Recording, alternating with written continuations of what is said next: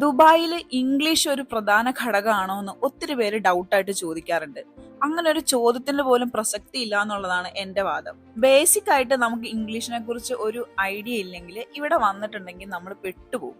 അല്ലെങ്കിലും ഈ കേരളം കഴിഞ്ഞാൽ പിന്നെ എവിടെയാണ് മലയാളത്തിന് വലിയ പ്രസക്തി ഉള്ളത്? So you have to learn English. It's first and important factor in Dubai. പിന്നെ പിടിച്ചു നിൽക്കാനുള്ള ഇംഗ്ലീഷ് അറിഞ്ഞാൽ മതി എന്നൊക്കെ പറയുന്നവരോട് എനിക്ക് ഒന്നേ പറയാനുള്ളൂ. ഈ അത്യാവശ്യം അറിയാവുന്ന ഒരു ഇംഗ്ലീഷുകാരനും അത്യാവശ്യം നല്ലോണം ഇംഗ്ലീഷ് പറയുന്ന ഒരാളും ഇന്റർവ്യൂവിന് വന്നിട്ടുണ്ടെങ്കിൽ ആ ഇന്റർവ്യൂവർ ആരെയായിരിക്കും ചൂസ് ചെയ്യുന്നത്? ഉറപ്പായിട്ട് ഇംഗ്ലീഷ് അറിയാവുന്നവരെ അവർ ചൂസ് ചെയ്യുള്ളൂ. അതുകൊണ്ട് ഇംഗ്ലീഷ് ഭാഷേനെ നിങ്ങൾ ആരും കുറച്ച് കാണരുത്.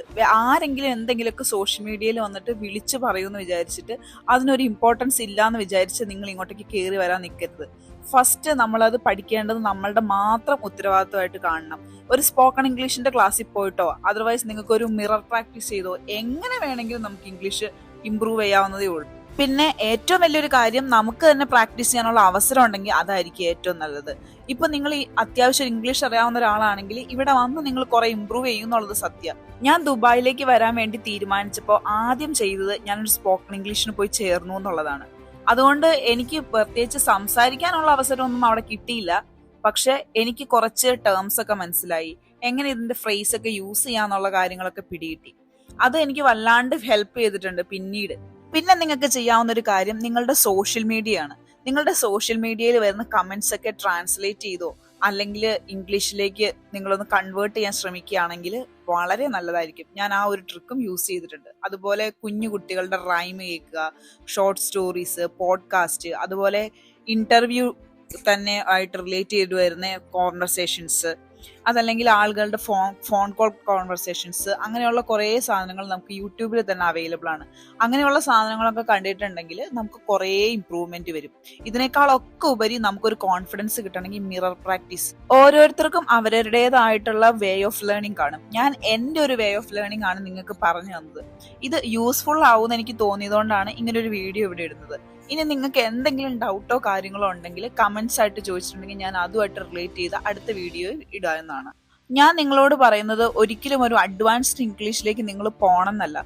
പക്ഷെ നമ്മുടെ മുമ്പിൽ വന്ന് ഒരു യൂറോപ്യനോ അതല്ലെങ്കിൽ ഒരു അറബിക് ആളോ സംസാരിച്ചിട്ടുണ്ടെങ്കിൽ തിരിച്ചു പറയാൻ നമുക്ക് പറ്റണം.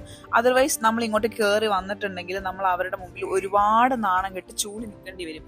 ആ ഒരു അവസ്ഥ നിങ്ങൾക്ക് ഉണ്ടാവരുത്. ചിലപ്പോഴൊക്കെ നമ്മളെ കൊണ്ടുവരാൻ ശ്രമിക്കുന്ന ഏജൻസികളോ അതല്ലെങ്കിൽ നമ്മളുടെ ഫ്രണ്ട്സോ റിലേറ്റീവ്സോ ആരെങ്കിലും ഒക്കെ പറഞ്ഞിട്ടുണ്ടാവും ഇംഗ്ലീഷിന് വലിയ ഇമ്പോർട്ടൻസ് ഇല്ലാന്ന്. ചിലപ്പോൾ മലയാളി കമ്പനിയിൽ വർക്ക് ചെയ്യുന്നവർക്ക് ഇതിന്റെ ഇമ്പോർട്ടൻസ് എത്രത്തോളം മനസ്സിലാവുമെന്ന് എനിക്കറിയില്ല. ഞാനൊരു യൂറോപ്യൻ കമ്പനിയിൽ വർക്ക് ചെയ്യുന്നതുകൊണ്ട് എനിക്ക് അതിന്റെ ഇമ്പോർട്ടൻസ് എത്ര മാത്രം ഉണ്ടെന്ന് കറക്റ്റ് ആയിട്ട് മനസ്സിലാവും. മലയാളി കമ്പനിയിൽ കയറിയാൽ മതി, എനിക്ക് ഇംഗ്ലീഷ് കമ്പനിയിൽ ഒന്നും കയറണ്ടെന്ന് പറയുന്നവരോട്, മലയാളി കമ്പനിയിൽ നമ്മൾ എത്ര പണിയെടുത്താലും പട്ടിപ്പണിയും പിച്ച കാശും മാത്രമേ കിട്ടുള്ളൂ.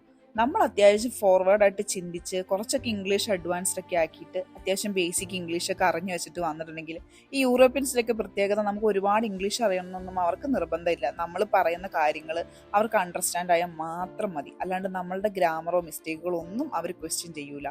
പക്ഷെ നമ്മളൊരു മലയാളി കമ്പനിയിൽ കയറിയിട്ടുണ്ടെങ്കിൽ അവരിതൊക്കെ ചെക്ക് ചെയ്യും, നമ്മുടെ ഗ്രാമർ അത് ഇത് എന്നൊക്കെ പറഞ്ഞിട്ട്. സോ നിങ്ങൾ എപ്പോഴും ഉയർന്നുയർന്ന് ചിന്തിക്കാനായിട്ട് പഠിക്കുക. ഒരിക്കലും താഴേക്കല്ല, നമ്മൾ മുകളിലേക്ക് സ്വപ്നം കാണുക.